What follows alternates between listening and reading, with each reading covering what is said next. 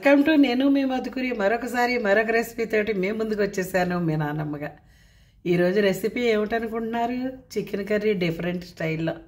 ఒకే ఒక్క పదార్థంతో స్టైల్ మారిపోతుంది కూర వండే విధానం. ముందుగానే చెప్పొచ్చేది ఏమిటి అంటే 4 రాష్ట్రాల్లో 10 కంట్రీల్లో చూస్తున్నటువంటి నా ఛానల్ని వీక్షిస్తున్న మీ అందరికీ కూడా మరొకసారి ధన్యవాదాలు తెలుపుకుంటూ మీరందరూ ఆయుర ఆరోగ్యాలు అష్టైశ్వర్యాలు భోగభాగ్యాలతో తొలతూగుతూ ఉండాలని ఆ పరమేశ్వరిని నిత్యం ప్రార్థిస్తూనే ఉంటాను. అందరూ ఆరోగ్యంగా ఉండాలి, అందరి మధ్యలో నానమ్మ ఉండాలి. ఇదే నానమ్మ కోరిక.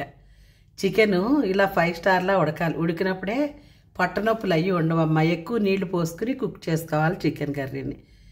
మరొక్కసారి మీ అందరికీ ధన్యవాదాలు తెలుపుకుంటూ ఇట్లు నేను మీ మధుకూరి మీ గోదావరి ఆడపడుచుగా మరొక్కసారి ఆశీర్వదించమని కోరుకుంటూ మీ నానమ్మ.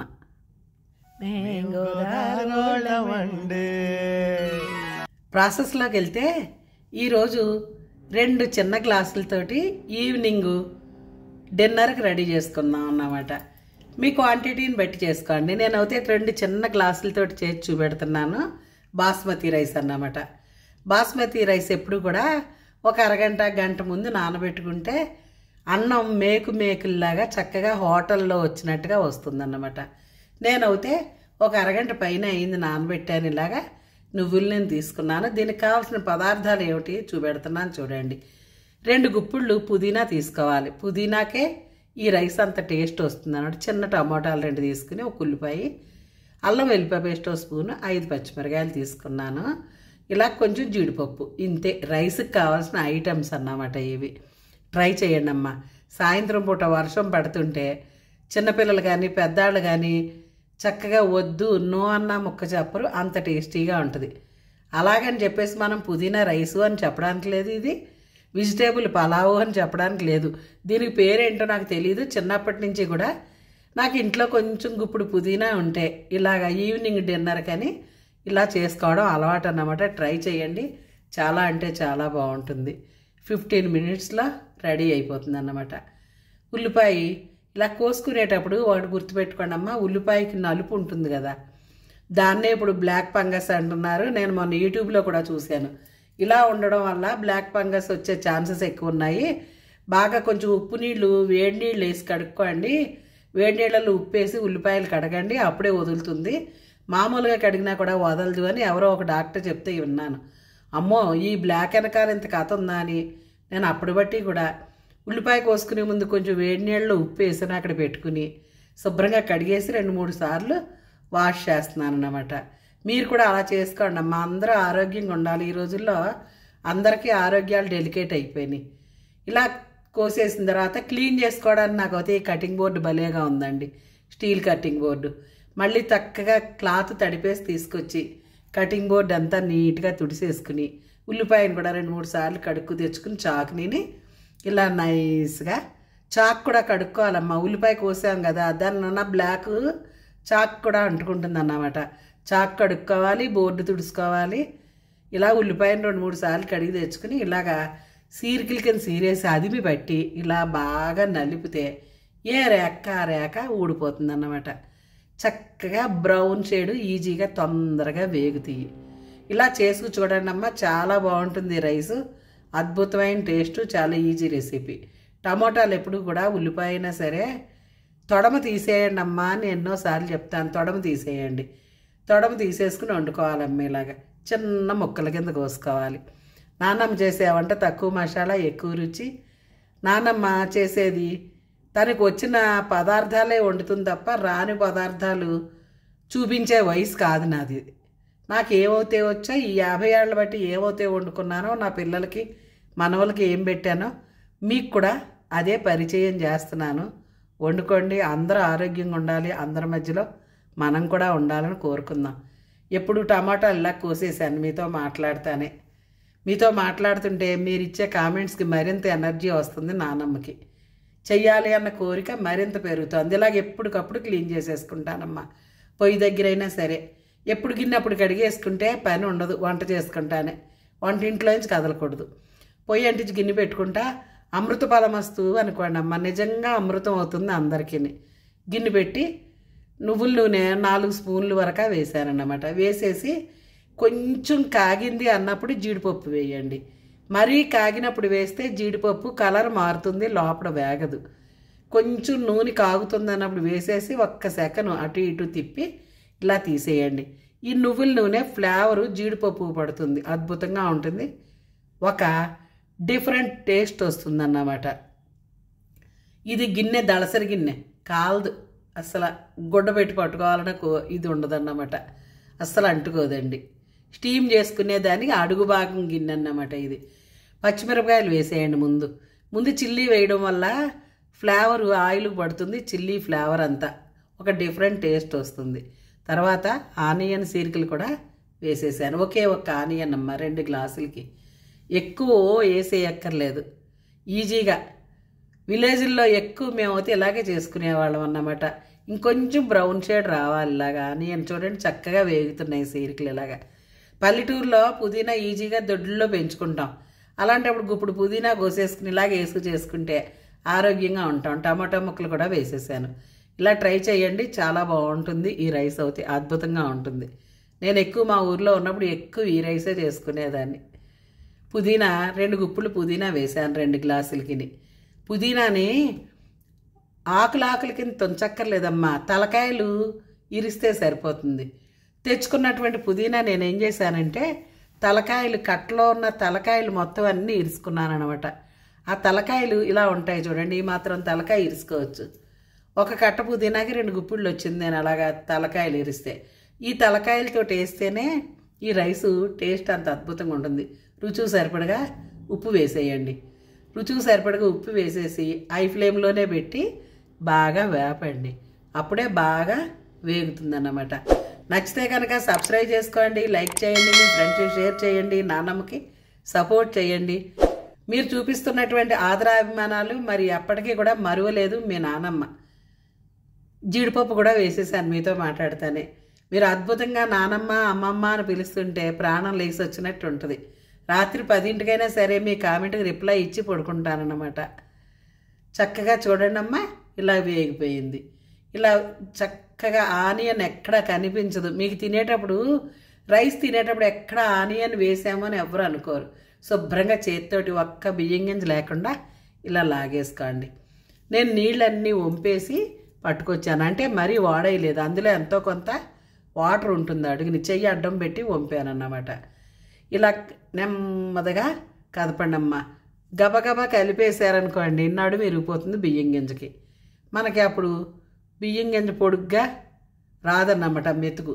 ఎప్పుడు కూడా బియ్యం వేసాక చాలా ఎలాక్ట్గా నెమ్మదిగా స్మూత్గా చంటిబిడ్డని డీల్ చేసినట్టు కదపాలన్నమాట. ఇలా ఒక్కసారి కదిపేసి వదిలేస్తే ఈ లోపల హై ఫ్లేమ్లో ఉంది కదా, నీళ్ళన్నీ డ్రై అయిపోయినాయి. డ్రై అయిపోయాక నేను 1కి 2 చొప్పుని 2 గ్లాసులకి 4 గ్లాసులు వాటర్ పోసాను చూడండి. ఒక్కొక్క బాస్మతి రైస్ నీళ్లు పీల్చుకుంటాయి. ఒక్కొక్క బాస్మతి రైస్ 1-1.5 పోస్తే సరిపోతుంది. ఈ రైస్ అయితే ఏమిటో మరి 1కి 2 పోస్తేనే కరెక్ట్గా ఉడుకుతుంది. మొన్న 1.5 పోసాను, లాస్ట్ వీక్ చేస్తే నాకు ఉడకలేదు అనిపించింది అనమాట. ఉప్పు సరిపోలేదు, మరింత ఉప్పు వేసాను. తర్వాత మళ్ళీ ఇంకొకసారి చేసి చూసి 2 గ్లాసులు పట్టిన తర్వాత మళ్ళీ మీకు పరిచయం చేస్తున్నాను. ద బెస్ట్ అనిపించినప్పుడే మీకు పరిచయం చేస్తాను అనమాట, ఏ పదార్థాన్నైనా సరే. ఎందుకంటే మేము ఎప్పుడో పూర్వం వండుకున్న వంటలు ఇవన్నీ. మళ్ళీ మీకు పరిచయం చేస్తున్నానంటే ద బెస్ట్ అని ఇంట్లో వండి చూసుకున్న తర్వాత బాగుంది అనిపించిన తర్వాత మాత్రమే మీకు పోస్ట్ చేస్తాను ఏ పదార్థాన్నైనా. ఇలా 4 నిమిషాలు మీతో మాట్లాడతా ఇలాగా రైసు ఇలా దగ్గర పడిన తర్వాత 2 స్పూన్లు స్వచ్ఛమైనటువంటి గీ వేసేసి 10-12 నిమిషాలు సిమ్లో పెట్టేసి రెస్ట్ ఇచ్చేద్దాం. ఈ లోపల కూర రెడీ చేసుకుందాం రండి. కూరకి డిఫరెంట్ ఏమీ లేదు. ఒక్క స్టారు చిన్న సైడ్ది చిన్న ముక్క, 2 బిర్యానీ ఆకులు, ఇంకా అందులో మసాలా ఏం లేదు. 2 చెక్కలు, 2 లవంగ మొగ్గలు, ఇంతే. స్టార్ వేయడం వల్ల టేస్ట్ అద్భుతమైన రుచి వస్తుంది. 1 పావు స్పూను మిరియాలు, 1 పావు స్పూను జీలకర్ర, 1 పావు స్పూను సోంబు, 20 ఎల్లుల్లిపాయ రెబ్బలు, కొంచెం కస్తూరి మేతి, 1 స్పూను ధనియాలు. ఇవి మాత్రమేనండి, ఎటువంటి మసాలాలు ఉండవు. ఇప్పుడు మిరియాలు, సోంబు, జీలకర్ర, ధనియాలు ఈ 2 లవంగ మొగ్గలు, 2 చెక్కలు, చిన్న స్టార్ ముక్క, ఒక్క చిన్న బిర్యానీ ఆకు ఇలా తుంచి వేసేయండి. తుంచి వేస్తే పక్కన జీలకర్ర, ధనియాలు ఎగిరి పొయ్యి వెనకాల పొయ్యి కింద పడవన్నమాట.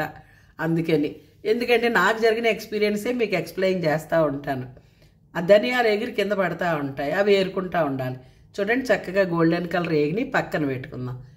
పొయ్యి అంటించి ఇక్కడ మూకుడు పెట్టాను. పక్క పొయ్యి మీద పొయ్యి ఆఫ్ చేసేసాను. 12 నిమిషాలు రెస్ట్ ఇచ్చిన తర్వాత ఆ పొయ్యి ఆఫ్ చేసేసి ఇక్కడ కూర వండుతున్నాను. చూడండి, ఇప్పుడు పచ్చిమిరపకాయలు వేసేయాలి. కాగిన తర్వాత ఎప్పుడు కూడా చిన్న ముక్కల కింద కోసేయండి. పచ్చిమిరపకాయ ఇంక వేరక్కర్లేదు, పిల్లలు అలాగే తినేస్తారంట, కనిపించదు కూర ఉడికేటప్పటికి. ఒక్క ఉల్లిపాయ మీరు ఎంత సన్నగా అంటే అంత సన్నగా కోసి చేతితోటి అదిం పెట్టండి. రుచికి సరిపడగా ఉప్పు వేసేసి హై ఫ్లేమ్లోనే పెట్టి ఇలా తిప్పండి. చూడండి, పొయ్యి ఆఫ్ చేసేసాను. చక్కగా రెస్ట్ తీసుకుని ఉంటుంది రైసు. ఈ లోపల ఈ రైస్కి, ఈ కూరకి పొయ్యి అంటించి కూర వండుకుంటున్నాం కదా. ఉల్లిపాయ ముక్కలు ఎర్రగా ఏగినాయి. చూడండి, బ్రౌన్ కలర్ వచ్చినాయి. ఇలా వచ్చిన తర్వాత టమాటాలు వేసేయాలి. టమాటా వేసేసి బాగా కదిపేసి మూత పెడదాం. మూత పెట్టడం వల్ల టమాటా బాగా మగ్గుతుంది అన్నమాట. నాటు టమాటా, ఈ పారం టమాటాలు అయితే ఉడకవు. నాటు టమాటా చాలా తొందరగా ఉడికిపోతుంది. కొంచెం పుల్లదాని ఉండటం వల్ల కూర కూడా బాగుంటుంది అన్నమాట, అద్భుతంగా ఉంటుంది. ట్రై చేయండి అమ్మ. నానమ్మ చేసే వంట ఏదైనా కూడా తక్కువ మసాలా, ఎక్కువ రుచి. ఇప్పుడు 1/2 కేజీ చికెన్ అన్నమాట, బోన్తోటి తీసుకున్నాను. కొంచెం పసుపు, పెరుగు వేసి కడగండి, నీసు వాసన రాకుండా ఉంటుంది. మాంసం ఎప్పుడు కూడా 5-6 సార్లు కడగాలమ్మా. కడిగితేనే నీసు వాసన రాకుండా ఉంటుంది. ఇన్ఫెక్షన్లు కూడా రావు. నాన్ వెజ్ వల్ల ఇన్ఫెక్షన్లు వస్తాయి, వెజిటేరియన్ వల్ల ఇన్ఫెక్షన్లు రావు బాడీకి. ఇలాగ 2 నిమిషాలు కదిపేటప్పటికి హై ఫ్లేమ్లోనే ఉంది పొయ్య, వెనకాల చిన్న పొయ్య హై ఫ్లేమ్లో ఉంది. ఆ చికెన్లో ఉన్న వాటర్ వచ్చిందన్నమాట. తర్వాత మనం అది ఉడుకుతూ ఉంటుంది, మూత పెట్టాను. ఈ లోపల మసాలా రెడీ చేసుకుందాం. మిక్సీలో వేసేసి 4 పలస ఇచ్చేటప్పటికి మెత్తగా అయ్యింది. తర్వాత చిన్న కొబ్బరి ముక్క ఇలా ముక్కల కింద కోసి కాసి నీళ్లు పోసేసి రుబ్బేయండి మెత్తగాను. ఉంటే గసగసాలు వేయండి. నేనైతే గసగసాలు వేయలేదు, మర్చిపోయాను. ఇంట్లో గసగసాలు ఉంటే పొయ్యండి, చాలా సలవ చేస్తాయి గసగసాలు, బాగుంటుంది కూడా కూర. కొంచెం 1/2 స్పూన్ గసగసాలు పోసుకుంటే మరింత టేస్ట్ వస్తుంది ఇందులో. ఇలా మరొకసారి మూత తీసి చికెన్ కదిపాను. అక్కడ మసాలా రెడీ అయ్యింది. ముక్క ఉడికిందేమో చూద్దాం. 5 నిమిషాలు ఉడికింది, ఉడకదు, మ్యాక్సిమం ఉడకదు. చూడండి, ఇలాగనేటప్పటికి తెగట్లేదు, పొట్లెట్టవలసి వస్తుంది. ఇప్పుడు కాస్త నీళ్లు పోసి ఉడకబెడితే అద్భుతంగా ఉడుకుతుంది. నేను నానమ్మ అవుతే విలేజ్ స్టైలే ఇలా నీళ్లు పోసి ఉడకబెడద్ది. నీళ్లు పోసి ఉడకబెట్టిన కూర ఒక రుచి వస్తుంది. ఇప్పుడు ఒక 1/2 గ్లాస్ నీళ్లు పోసేసి ఇప్పుడు వేస్తాను. చూడండి, కారం నేను ఇంట్లో చేసుకున్నటువంటి కారం అన్నమాట. దాంట్లో కూడా మసాలా ఉంటుంది. ఇప్పుడు రుబ్బినటువంటి మసాలా వేసేసి ఆ ప్లేట్ కడిగి కాసి నీళ్లు పోసాను. అంటే 1 గ్లాస్ నీళ్లు పట్టినట్టే. 1/2 గ్లాస్ సుమారు ముందు పోసాను, 1/4 గ్లాస్ ప్లేట్ కడిగి పోసేసాను. ఈ మసాలా రుబ్బి పోసాం కదా, కూర చెక్కబడింది చూడండి. ఇప్పుడు మీడియం ఫ్లేమ్లో పెట్టేసి, చిన్న పొయ్యిని మీడియం ఫ్లేమ్లో పెడితే పెద్ద పొయ్యి సిమ్ కింద లెక్క అనమాట. ఇలాగా ఒక 10 నుంచి 12 నిమిషాలు వదిలేస్తాడు. కూర రెడీ అయిపోయింది. చూడండి, ఆయిల్ చక్కగా తేరింది. సిమ్ చూసారా ఎలా ఉందో, సిమ్లో పెట్టాను అనమాట పొయ్య. కూర రెడీ అయిపోయింది. నచ్చితే కనుక తప్పనిసరిగా సబ్స్క్రైబ్ చేసుకోండి, మీ ఫ్రెండ్స్కి షేర్ చేయండి, నాన్నమ్మకి సపోర్ట్ చేయండి. నాన్నమ్మ చేసే ప్రతి వంట అమృతంలా ఉంటుంది, నమ్మండి. మీరు ట్రై చేస్తేనే కదా మీకు తెలిసేది. ట్రై చేయండి. ఇలా నొక్కితే కనుక 5 స్టార్ చికెన్ లాగా ఇలా సితికడిపోవాలమ్మా. చూసారా మాంసం కలర్ ఎంత బాగుందో చిదిపితేని. ఇప్పుడు 2 పొయ్యిల మీద 2 రెడీ అయిపోయినాయి. పొయ్యి ఆఫ్ చేసేసాను కదా, అన్నం మీద మూత తీసాను, కూర మీద మూత తీసి మీకు చూపెడుతున్నాను. ఇలా ట్రై చేయండి. ఈవినింగ్ డిన్నర్కి భలే ఉంటుంది, అద్భుతంగా ఉంటుంది. చాలా అంటే చాలా టేస్టీగా ఉంటుంది. రైస్ చూసారా ఎంత పొడుగు వచ్చిందో, ఇలా హోటల్లో వచ్చినట్టే వస్తుంది. దీని రుచి అమోఘం అన్నమాట. మరి ఇలాగే ఆదరిస్తూ ఉండాలని మీ గోదావరి ఆడపడుచుగా మీకు రైస్ చూపెడుతున్నాను. చూడండి,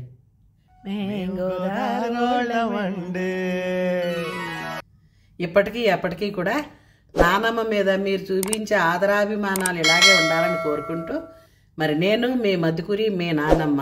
థ్యాంక్ యూ.